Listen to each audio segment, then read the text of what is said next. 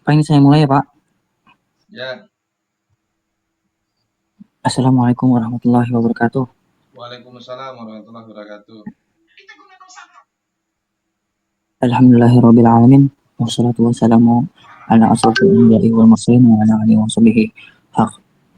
sahbihi ajmain. Allahumma shalli ala sayyidina Muhammadin al-fatihil lima ughliq wal khatimil lima sabaq nasiril haqqi bil haqqi wal hadi ila siratikal mustaqim wa ala alihi wa sahbihi haqqa qadrihi wa miqdarihil azim. Amma ba'd. Kita panjatkan puji-puji syukur kehadirat Allah Subhanahu wa taala yang telah memberikan kita nikmat sehat walafiat, nikmat iman dan nikmatnya umat baginda Nabi Muhammad SAW. Baik, kami akan mempresentasikan tentang ikhtilaf dalam zakat yang dimana dalam kelompok Senin ini ada Sayyidina Nafisa, ada Elvia Zahra, dan saya sendiri Ahmad Maulana Syihun. Baik, selanjutnya pengertian zakat. Islam memandang zakat sebagai ibadah yang penting untuk menciptakan masyarakat yang adil, makmur, dan sejahtera. Secara bahasa, zakat berarti berkah, tumbuh, bersih, dan baik. Zakat adalah kewajiban bagi setiap muslim yang memenuhi syarat untuk menyisihkan sebagian harta demi kesejahteraan masyarakat. Dalam Islam ini, zakat dianggap sebagai amanah yang harus disalurkan sesuai kehendak Allah Subhanahu wa taala. Nisab zakat. Tentang nisab zakat perak, para ulama sepakat bahwa nisabnya adalah 5 uqiyah. Berdasarkan sabda Rasulullah Shallallahu alaihi wasallam, "Laisa fima duna khamsin awaqin minal waraqi shadaqah." Yang artinya tidak ada kewajiban zakat pada perak yang kurang dari 5 uqiyah. Selain barang tambang perak, para ulama berbeda pendapat tentang persyaratan nisabnya, serta kadar yang wajib dikeluarkannya, dan 1 uqiyah menurut mereka adalah 40 dirham. Adapun ukuran wajib yang harus dikeluarkan, para ulama sepakat bahwa yang wajib dikeluarkan adalah 2,5% selama tidak keluar dari status barang tambang.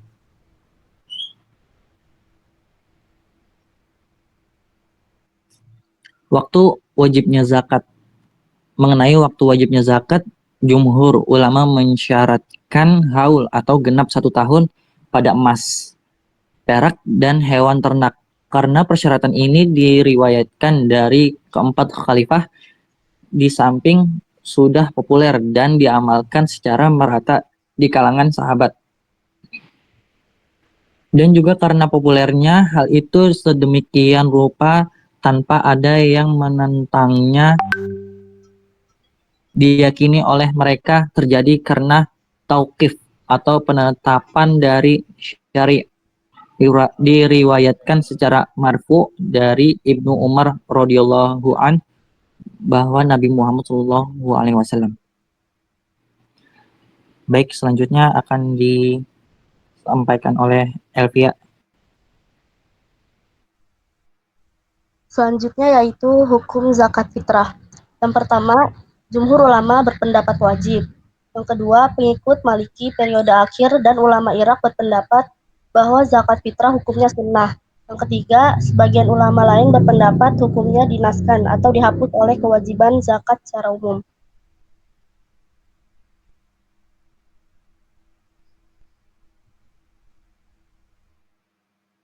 Selanjutnya yaitu nisab dan kadar wajib zakat pada sapi. Yang pertama, jumhur ulama berpendapat bahwa pada 30 ekor sapi dikenakan zakat seekor tabi atau anak sapi yang berumur 1 tahun, dan pada 40 ekor sapi dikenakan seekor musinnah atau sapi betina yang sudah berumur 2 tahun. Yang kedua, segolongan ulama berpendapat bahwa pada tiap-tiap 10 ekor sapi dikenakan seekor kambing, dan ketika sampai 30 ekor maka dikenakan zakat seekor tabi. Yang ketiga yaitu ada pula pendapat yang mengatakan bahwa apabila jumlah sapi mencapai 25 ekor, maka dikenakan zakat seekor sapi. Dan jika telah mencapai 75 ekor, maka dikenakan 2 ekor sapi. Jika lebih dari 75 ekor hingga 120 ekor, maka pada tiap-tiap 40 ekor dikenakan seekor sapi. Pendapat ini direwayatkan oleh Said bin Al-Musayyab. Selanjutnya nisab dan kadar wajib zakat pada kambing. Jumhur ulama sependapat bahwa kambing gembala jika telah mencapai jumlah 40 hingga 120 ekor, maka zakatnya adalah seekor kambing. Dan dari 120 hingga 200 ekor, zakatnya 2 ekor kambing. Dari 200 hingga 300, zakatnya 3 ekor kambing. Lalu jika telah lebih dari 300 ekor, maka pada tiap 100 ekor dikenakan zakat seekor kambing. Ketentuan ini menjadi pedoman jumhur ulama kecuali Al-Hasan bin Shalih. Berpendapat bahwa jika jumlah kambing ada 300 ekor, maka zakatnya 4 ekor kambing. Dan jika jumlahnya mencapai 400 ekor, maka zakatnya 5 ekor kambing.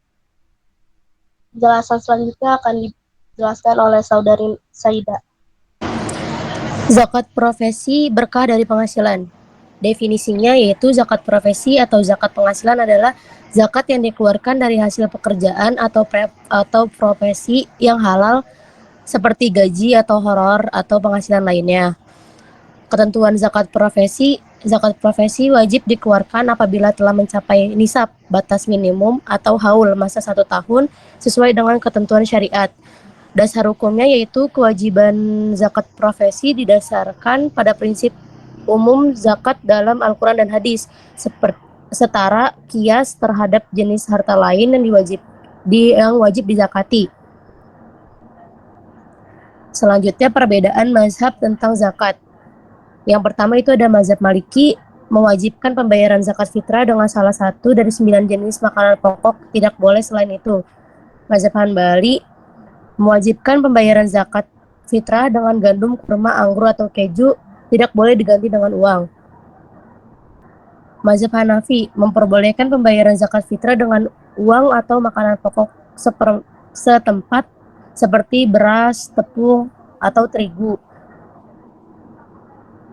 Mazhab Syafi'i membolehkan bayar zakat mewajibkan pembayaran zakat dengan makanan pokok setempat. Tidak boleh membayar dengan uang, tidak boleh diganti dengan uang. Selanjutnya ada yang ingin bertanya?